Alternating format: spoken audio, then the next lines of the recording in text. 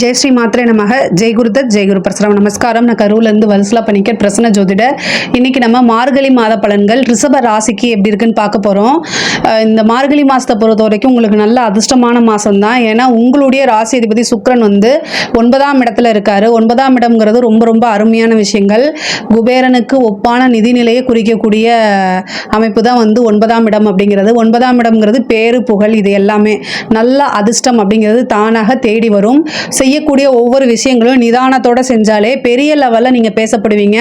உங்களுக்கு தேவையானது அனைத்துமே தேடி வரக்கூடிய காலகட்டம். நீங்கள் இவ்வளோ நாளாக ஒரு விஷயத்தை எதிர்பார்த்துட்டு இருந்திருப்பீங்க, ஆனால் அது கிடைக்காம ரொம்ப வெக்ஸாகி இருந்திருப்பீங்க. ஆனால் இப்போ உங்களுடைய ராசி அதிபதி 9ஆம் இடம், 9ஆம் இடம்ங்கிறத தேடி வரக்கூடிய அமைப்பு, தேடி வரக்கூடிய பாவம்.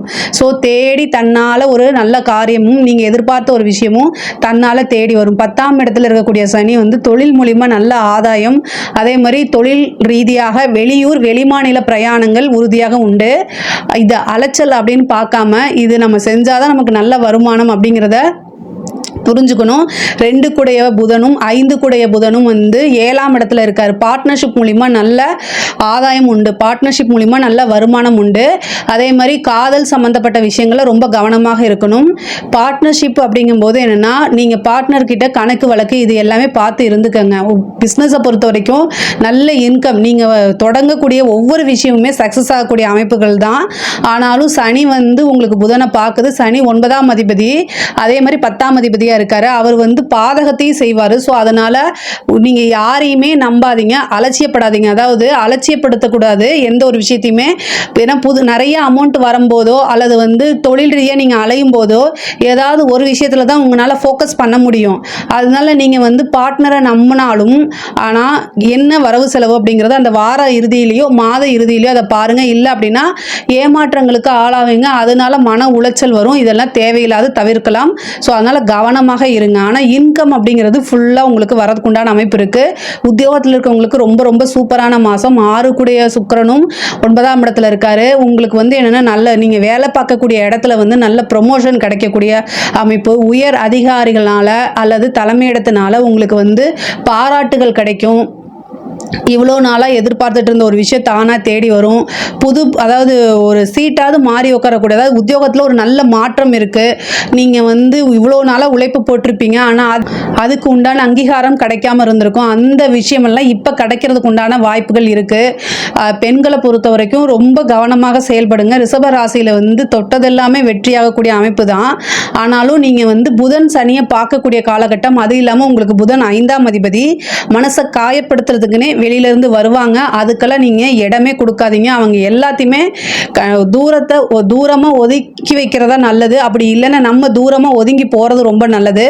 புதன் சனியை பார்க்கக்கூடிய காலகட்டத்தில் மனசுக்கு ரொம்ப கஷ்டங்கள் வரும். ஏன்னா உங்களுக்கு 5ஆம் அதிபதியாக இருக்காரு. அதே மாதிரி காதல் சம்பந்தப்பட்ட பிரச்சனைகள்லாம் ரொம்ப கவனமாக இருங்க. காதல் சம்பந்தப்பட்ட பிரச்சனை சில பேருக்கு அந்த பிரச்சனையெல்லாம் சால்வ் ஆகி ஒன்று சேர்றதுக்கு உண்டான அமைப்பு இருக்கு. அதே மாதிரி ஒரு சிலருக்கு லவ் பண்ணுறது வீட்டில் தெரிஞ்சு போகிறது, அப்புறம் பேரண்ட்ஸ் அதுக்கு சம்மதிச்சு மேரேஜுக்கு உண்டான பிள்ளையார் சொல்லி போடுறதுன்னு சொல்லுவோம்னா, மேரேஜுக்கு உண்டான பிள்ளையார் சொல்லி போடுறது இப்போ ஸ்டார்ட் ஆகிறதுக்கு வாய்ப்பு இருக்குது.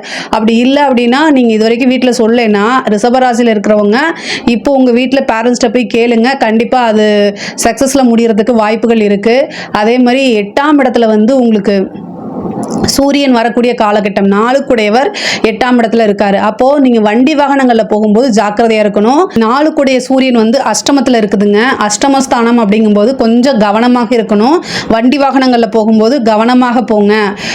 இல்லை அப்படின்னா தேவையில்லாத பிரச்சனைகள் வரத்துக்கு வாய்ப்பு இருக்கு. அதாவது உங்களுக்கு நல்ல மனநிலை இல்லை அப்படின்னா வண்டியில போறதை டிராவல் பண்றதை அவாய்ட் பண்ணிக்கோங்க. அதுதான் ரொம்ப பெட்ரு. இந்த ஒரு மாசத்துக்கு மட்டும் தான் சொல்றேன். அதே மாதிரி தாயாருடைய உடல்நிலையில கவனம் செலுத்தணும். 4 கூடையவர் அஷ்டமத்தில் இருக்காரு. தாயாருக்கு சர்ஜரி கண்டமோ அல்லது தாயாருக்கு உடல் ரீதியான பிரச்சனையும் இருக்குது. அதே மாதிரி மருத்துவ செலவும் இந்த மாதம் உங்களுக்கு உண்டு. 12ஆம் இடத்தை சனி பார்க்குறாரு. அதனால மருத்துவ செலவுகள் இருக்குது. சின்ன பிரச்சனைனாலே உடனே நீங்கள் டாக்டரை பார்த்துக்கிறதா ரொம்ப நல்லது. அதே மாதிரி கணவன் மனைவியிட இருந்த பிரச்சனை எல்லாமே சால்வ் ஆகி இந்த மாதம் நல்ல சுமூகமான ஒரு உறவு அமைப்புகள்லாம் ஏற்படுத்தி கொடுக்கும். பொதுவாகவே ரிஷபராசிக்கு தொழில் ரீதியாக உத்தியோக ரீதியாக ரொம்ப சூப்பராக இருக்குது. படிப்பு ரொம்ப நல்ல அமைப்பு.